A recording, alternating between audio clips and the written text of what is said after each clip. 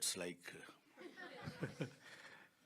Sir Kishore గారు మీరే sir.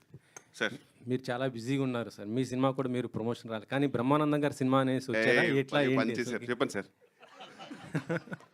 Sir చెప్పండి సార్. అదే ప్రమోషన్స్కి ఈ మధ్య మీరు ఎప్పుడు కూడా రాలేదు, మీ సినిమాలు కూడా మీరు రాలేదు, బిజీగా ఉండి. అంటే ప్రమోషన్స్ అంటే ఈవెంట్స్కి రాలేదేమోనండి, ఇంటర్వ్యూస్ అన్నింటికి యూజువల్గా ఎవ్రీ ఇంటర్వ్యూ ప్రతి సినిమాకి ఇచ్చాను.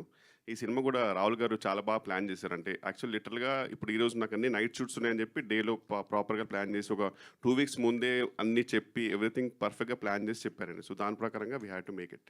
అంటే ఈ మధ్య దానిపైన మీ ప్రమోషన్స్ కొద్ది దూరంగా ఉన్నారనేసి వినిపించింది, అందుకోసం. దూరంగా సార్. నాకు ఫస్ట్ ఆఫ్ ఆల్ ఒక స్టేజ్ మీద మాట్లాడమంటే నాకు కొద్దిగా ఇంట్రోవర్ట్ని, స్టేజ్ ఫియర్.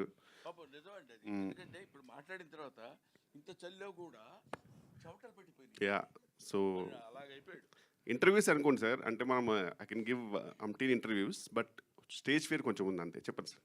ఒకటి రెడ్డి గారు ఏంటంటే స్టేజ్ మీద మన గురించి ఎవరైనా పొగుడుతూ మాట్లాడారనుకోండి, మనం ఏ ఎక్స్ప్రెషన్ వాళ్ళో తెలీదు. మీ అసలు కామెడీ లెజెండ్ అంటున్నారు అనుకో, ఎస్ అనాలా, లేకపోతే వినయంగా ఇలా అనాలా, ఏం చేయాలో తెలీదు. అటువంటివన్నీ కొన్ని ఎస్కేప్ అవ్వాలంటే కొన్నిటికి కొంచెం దూరంగా ఉండటం బెటర్ ఏమో. దొరికిపోతూ ఉంటాం చూడండి మనకి, అది. గౌతమ్ గారు, అలా అండి. ఇద్దరు లెజెండరీ కమెడియన్స్, మీ నాన్నగారు ఇటు కిషోర్ గారు, వాళ్ళతో చేయటం అంటే